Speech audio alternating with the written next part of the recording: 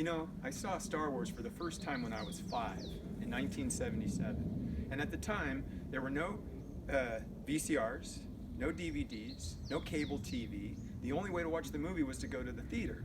And so I made my mom take me, I made my dad take me, I made any friends of mine whose families were going, I made them take me. I even made my mom's interior designer take me once with his family.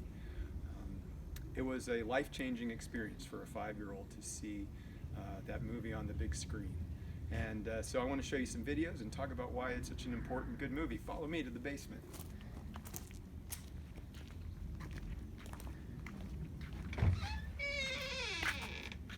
All right, welcome to my basement.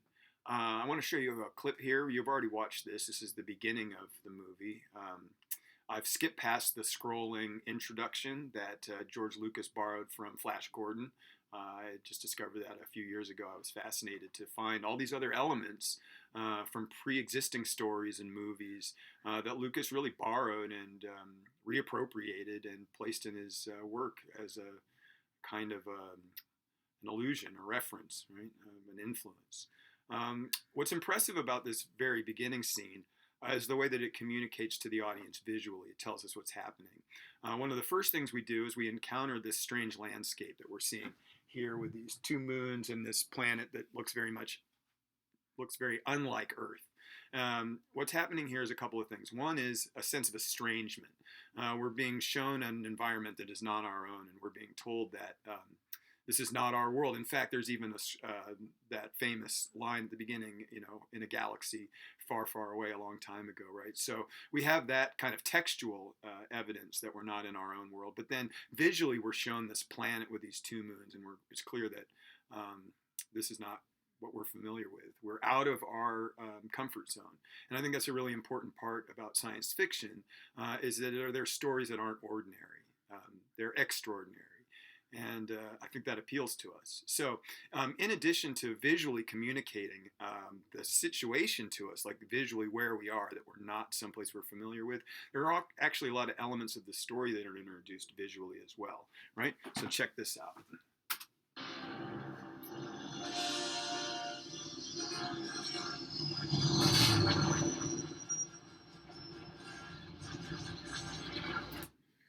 So first, from a technical standpoint, this introduction was really a breakthrough. Prior to Star Wars, the way that you would show two spaceships flying in space was from the side. So they'd be sort of like this. And in some of these old movies, you can actually see them hanging from the fishing line. In other words, real cheesy. So it's hard to communicate to you, to describe what it was like in 1977 to sit in a movie theater and have this giant ship fly over what felt like the top of the theater, right, to appear on screen from above with these loud sounds that rumbled the seat. We'd never seen anything like it, and immediately I think audiences were transfixed by that. But George Lucas isn't just showing off here. He's telling us the story visually, right? Look at that. We understand that that's the rebel ship that's flying there. And this giant ship that's behind it is the force of the Empire, right? And so we can see that the battle between the Empire and the rebels is not even, right? It's incredibly pitched. The rebels are so outgunned and outmanned, right? This is not a fair fight. Okay, so next what we see is the enormity of the Empire ship.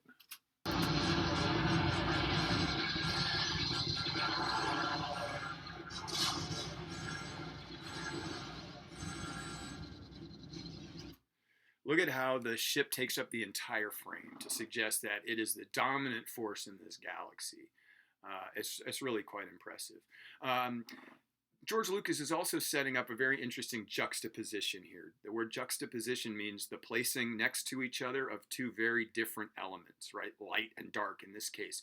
So he's showing us the darkness of space, and then he's going to contrast that with the whiteness of the inside of the hero's ship in just a moment here. So let's scoot to that. We're seeing this shot in reverse.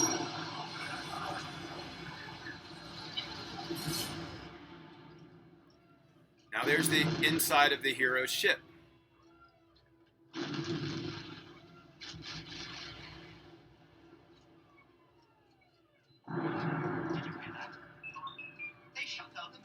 It's interesting to note that the first characters that were shown that we really are able to empathize with are these droids.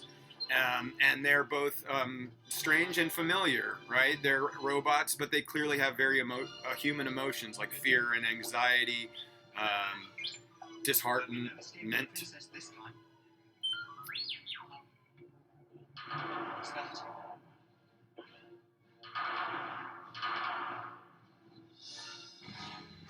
One recurring image in all of the Star Wars movies and a lot of mythology, right, is this idea of going into the belly of the whale, right? In this case, it's that tiny little rebel ship being absorbed or pulled in by that giant ship from the Empire. Right? And now there's tension about what this door is and what's behind that. One thing I want to stop and talk about is the way in which you can see the rebels' faces. You get a sense that they're human, and you get a sense that of their emotion, like that they're worried. They don't know what's going to happen. They're prepared for a fight. What Lucas is doing here visually is he's cluing us into who the good guys are, because we're about to beat the bad guys as they come storming through that white door once it's blown open. So Lucas is really quite talented at letting us know a lot of elements of the story, giving us a kind of orientation to the story, showing us who the bad guy is, who the good guys are, what the situation is, what the odds are in this fight, what the conflict is. Right? It's really quite impressive, and it moves on. Right? The fact that you can see the rebels' faces also helps to humanize them, which makes us more sympathetic to them as opposed to the stormtroopers whose faces are masked.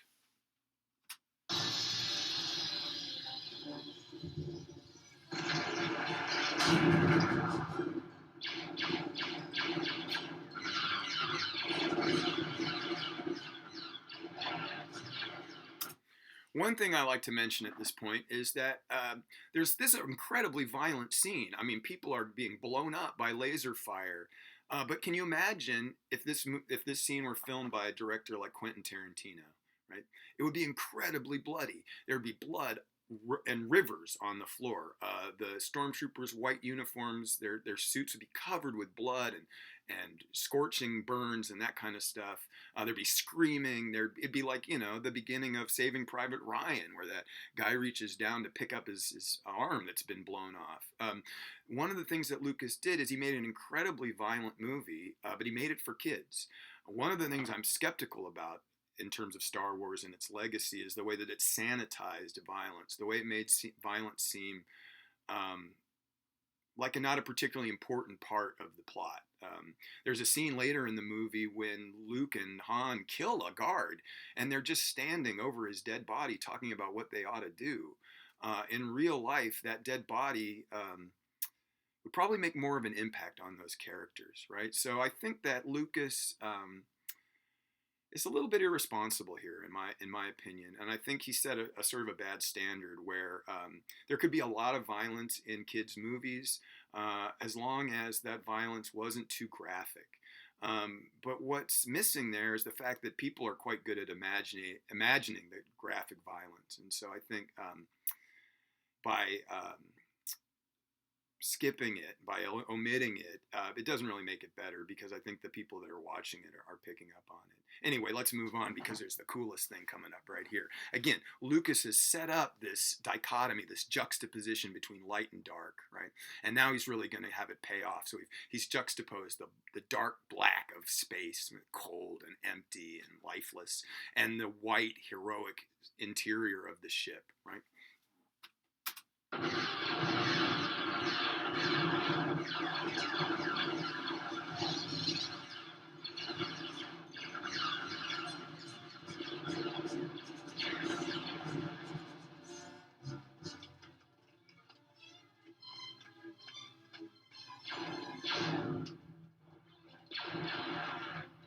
Again, the way that we're understanding this scene is through the eyes of the droids, who are both familiar and strange. They both seem human and seem strangely mechanical.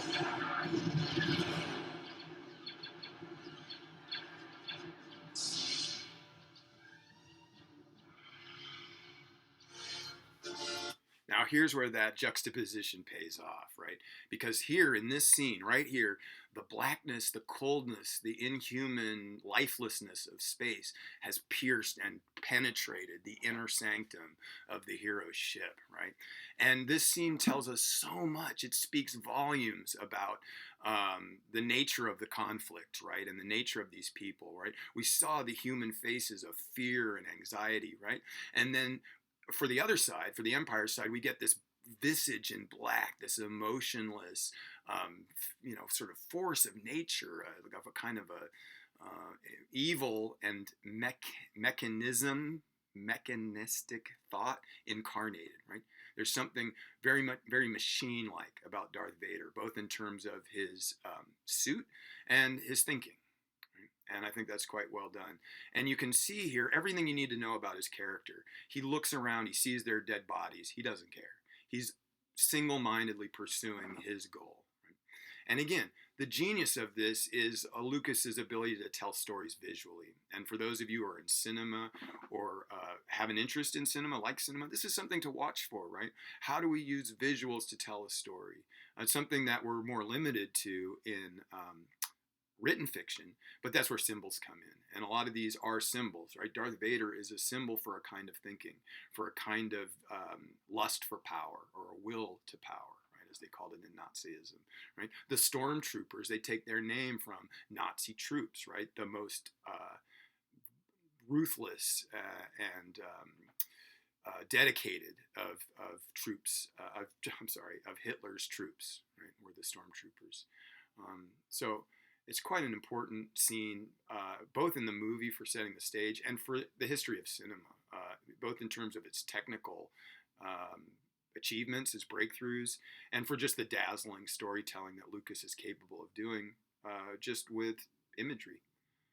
Okay, now I want to talk just a little bit about the cantina scene. Again, this was one of the most famous scenes of the movie, certainly got talked about a lot. People just couldn't believe how crazy these monsters looked, how weird and strange this world was, how vivid Lucas's imagination seemed to be. Quite impressive. Excuse me, when we watch the Joseph Campbell video in about a week, or actually a couple weeks when we get back from spring break, one of the things that he's going to talk about is the way in which the cantina scene is a key moment in any hero's quest, right? Because the hero is leaving the world that they understand and entering a world that they don't understand, that's outside of their experience. And this cantina scene is sort of the jumping off point. It's the dock from which we launch into this larger adventure, into a larger world. And it's really quite impressive.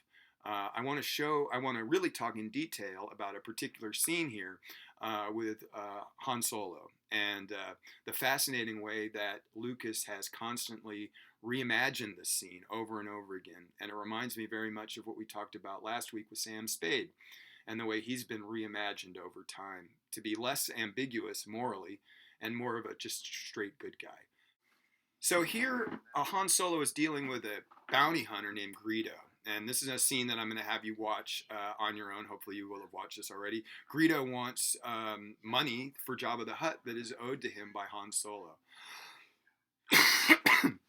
Originally, the way this scene was shot is that, by the way, this borrows from, I think, The Good, the Bad, and the Ugly. Pardon me, as a scene. That's unattractive. Anyway, in this scene, in the original version, Han Solo shoots Greedo before Greedo can defend himself, basically preemptively. What's interesting is that over the years, Lucas has gone back over and over again and tinkered with the film. And one of the most controversial decisions he made was to reshoot this scene or to recut it so that it looks like Greedo shoots first and Han Solo shoots in self-defense. This is significant because it changes his character significantly, right? If Han Solo is willing to shoot first and unprovoked and kill this bounty hunter, well, then he's not a good guy necessarily. That's not the behavior of a standard good guy, right? If we're thinking about a Western, right? In the old times, the good guy wears the white hat, the bad guy wears the black hat. We're clearly, in the original way this scene was shot, setting up Han Solo as somebody in a gray hat. a morally ambiguous character who has aspects of himself that are both good and aspects of himself that are bad, right? Like Sam Spade. What's interesting to me is the consistency with which these characters have to be reimagined over time. They have to lose their moral ambiguity, right? Just like Lucas didn't feel right showing us a character or having audiences like a character who could just kill in cold blood somebody who was after him.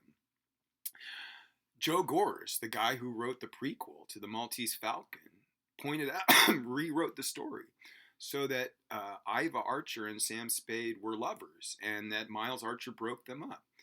In other words, taking Sam Spade and his morally ambiguous character in a gray hat and reimagining him as a good character with no bad side, who's only morally admirable. What's fascinating to me about this is the, I think, distinctly American inability to tolerate ambiguity. We do not seem to like our characters displaying attributes that are both good and bad. Particularly our heroes, we want them to be clean. We want them to be without sin. We want them to be pure. And what's interesting to me is that the world doesn't work like that.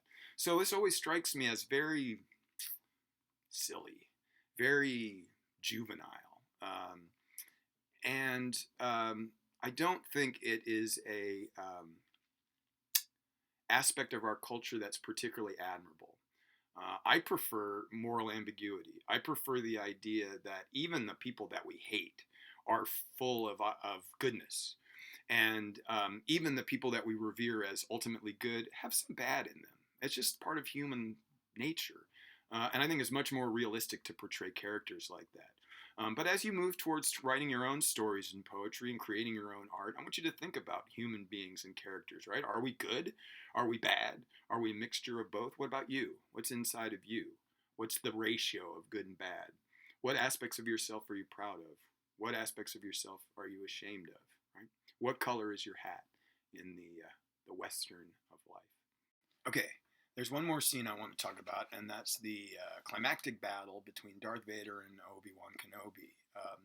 What's interesting about this battle is if you're familiar with Star Wars, particularly the later movies and the prequels, the lightsaber battles are often very spectacular set pieces with gymnastic fighting and multiple swords and, all kinds of crazy effects and, moments of drama and all this kind of stuff and people flipping and jumping around and all this kind of stuff. But this first battle has none of that.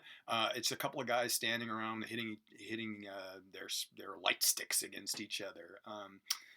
And in fact, real fans have all kinds of theories about why Darth Vader is so sort of clunky around here and why Obi-Wan and his battle isn't more gymnastic, more acrobatic. It doesn't need to be. I think this is the most exciting battle, and the reason for that is a really important storytelling aspect, which is that it's not what happens, it's who it happens to. And what makes this scene exciting is that we've built up this rivalry, this past between Obi-Wan and Darth Vader. We know that they used to be friends and that they're now enemies. And so their rivalry and the fact that they've been separated for so long adds a lot of drama to this final scene, right? And again, if you watch this other clip, you know that Lucas is borrowing this plot element from The Secret Fortress, which is an Akira Kurosawa film, Japanese movie that Lucas is borrowing heavily from in a lot of this. So there's that scene where the generals are fighting and the guards all get distracted and go watch. So let's watch here. This is actually going to go on for a little while. The drama here is the tension between the two. Again, the story that's passed before them. I want to skip a little bit ahead, so just hang on a second.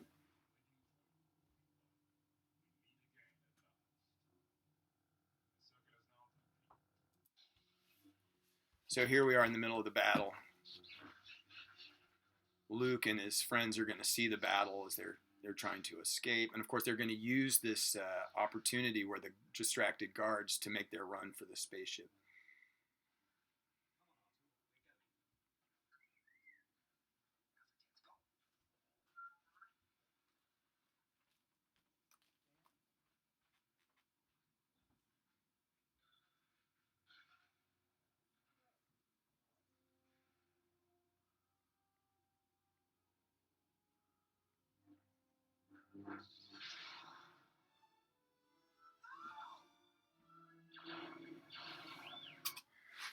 I like to ask students what they think that symbolizes, right?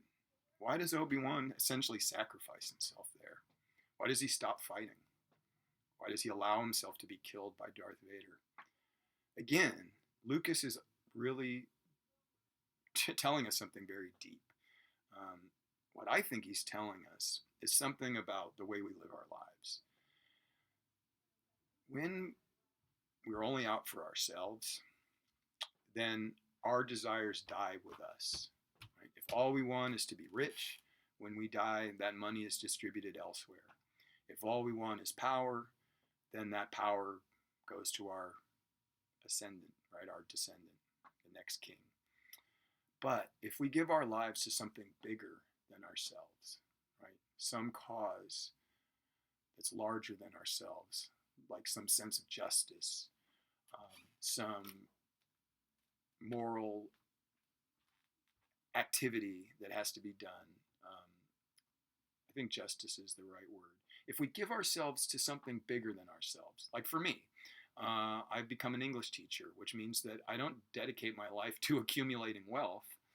I dedicate my life to helping people communicate better. And the way I'm rewarded for that is with a little bit of money and a lot of satisfaction. So I think what Obi-Wan is showing us here is that if we give ourselves to something bigger than ourselves, then even when we die, we're not really dead. Because that thing that we gave ourselves to, in this case the rebellion, goes on without us.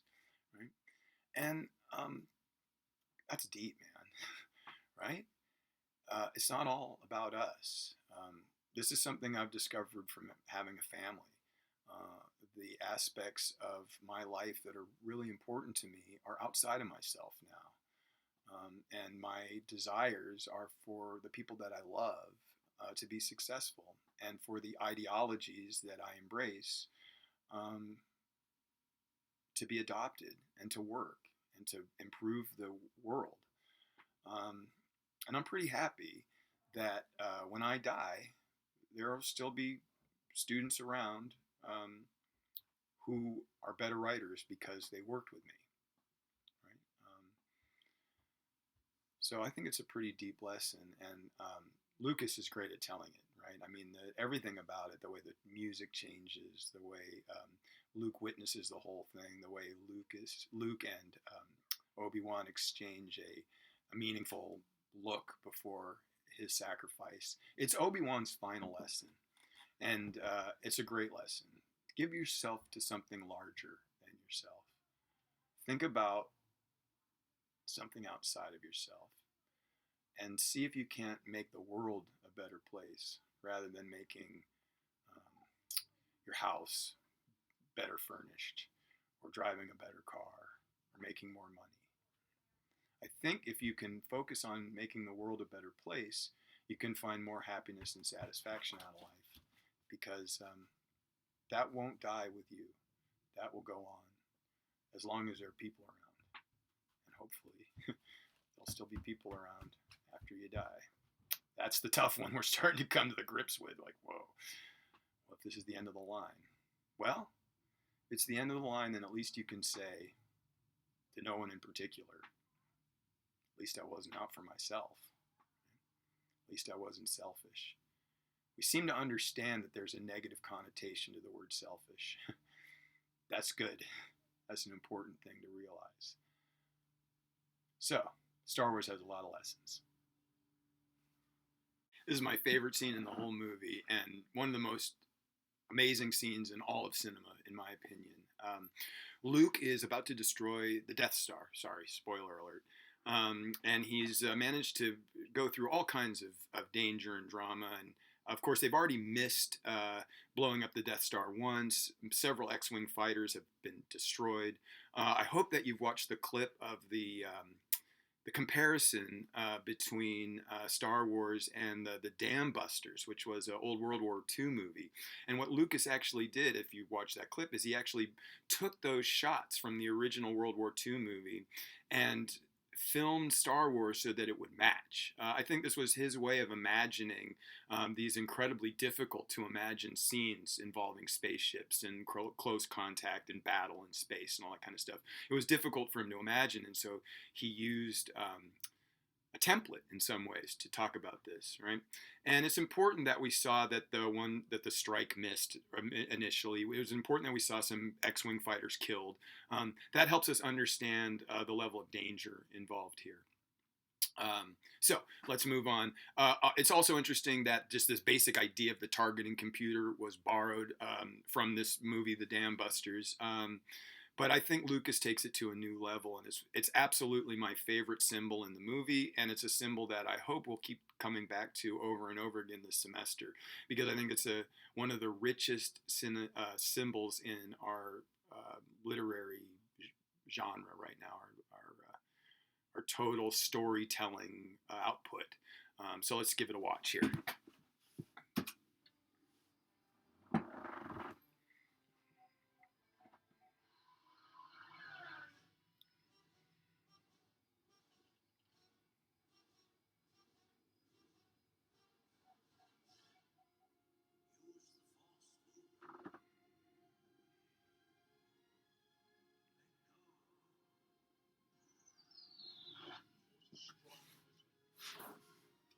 Now, here's the thing. Like I said earlier, I saw this movie in the theater about 20 times in 1977. I was totally obsessed with it as a 5-year-old.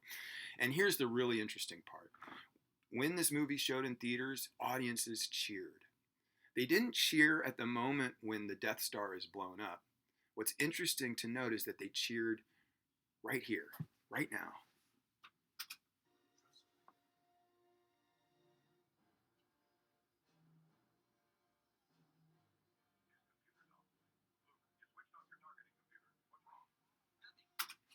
What they cheered was the idea that Luke was putting away his targeting computer and listening to this voice from within, Obi-Wan telling him to trust his feelings. Everything in this works so well, right? The adversarial pressure of Darth Vader chasing him, the music giving us the sense of tension that suddenly eases. We get this open, sort of mystical sounding chord, and then Obi-Wan's voice and the sense of stillness, right? And this is the thing, when this happened in the theaters, people cheered, they stood up and they clapped. It was so amazing. It happened so many times when I saw it. I've really never seen anything like that. People sort of clapped politely when Schindler's List ended, but I've never seen audiences moved like this. And it really gives me hope for the human race, because what I think is going on here is a really important symbol. Right? The targeting computer symbolizes everything we're supposed to do, all the things we're supposed to be, right? If you're living your life based on a targeting computer, right, then you're doing the things that society is telling you to do. For instance, maybe you're in college today because this is what society says is appropriate for someone your age, right? But what we learn from this amazing scene is that the real moment of truth, the real moment of discovery of who we are, comes when we put that targeting computer away and we listen to the voices within ourselves. So I'm going to come back to this symbol over and over again, because I think as college students, there's nothing more important than this basic concept that you need to put away your targeting computer. You need to put away the things in your life that are telling you what to do, right, based on what other people think. And you need to listen to yourself. There is no greater moment of true adultness or true maturity than the self-reliance that we find when we step away from what society is asking us to do and what society is asking us to be. And we can become who we really are, right? Which is found within us, not without us. So I would challenge you going forward to think about your targeting computer. Are you at San Francisco State University because you have a thirst for knowledge that can't be quenched? Because you're drawn to knowledge and wisdom and you can't stop your curiosity from probing every problem? Or are you here because society tells you that that's what you ought to do? Because that's what's normal after high school? Because that's what your friends are doing? Because that's what your parents expect? Right? That's an aspect of everybody's life that we have to ultimately put away. And we have to decide what to be on our own. Whether you choose to follow your family's desires for yourself is up to you. But you have to recognize that you're in control, that you cannot be living your life based on just a targeting computer, right? Just what you're supposed to do. There's something deeper in life that is that you take hold of when you ask yourself who you are. And the fascinating thing is that people are going to tell you over and over again to know yourself, to figure out, to find yourself, to figure out who you are. What they're not going to tell you is how difficult that is, how much work it is to put that targeting computer away. I mean, you watch these videos on YouTube, right? There are these, like let's say a bunny that was raised by a cat, family of cats, right? And that bunny behaves just like those cats do, from the way it walks to the way it eats, right? Because that bunny essentially thinks it's a cat. That's the power of a targeting computer, right? That our environment tells us who to be. And the real power, the real magic of life comes when we can set that aside and we can find this for ourselves. So this was communicated visually, symbolically in Star Wars, and people understood it. And that makes me hopeful about human beings. And I don't have a lot of hope for human beings, but this is something that I think speaks well of us, that we understood this scene, that audiences understood this scene, and they reacted to it and they responded to it. What's really fascinating to me as somebody who likes psychology and Sigmund Freud is that if you were to ask people, what's so significant about this scene? I'm not sure people could put their finger on it. It's operating on them on a level that's unconscious, that they're not conscious of. It's operating at some place below conscious thought. We know consciously that we enjoy it, that it's satisfying, that it's exciting, that it's worth applauding. But I don't think we really think too much about why that is. And the fact that we can come to that conclusion and recognize the power in the symbol without having to consciously think about it makes me think that we should trust our unconscious more, because it's got the right idea.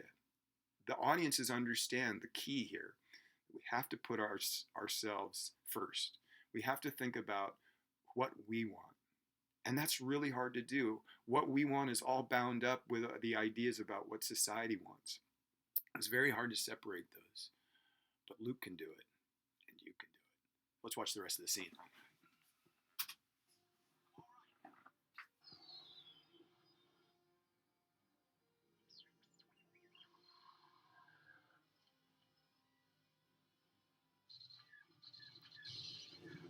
Of course, R2 has to be injured here to elevate the stakes, to give us a sense that this isn't easy, that this isn't something that's done without sacrifice. The destruction of the Death Star requires pain and suffering, which makes it more compelling. But now look at all the elements that Lucas is weaving together here, right? The Death Star is almost in range of the Rebel base. Darth Vader's on Luke's tail. He's about to destroy him. And then what happens? Let's watch.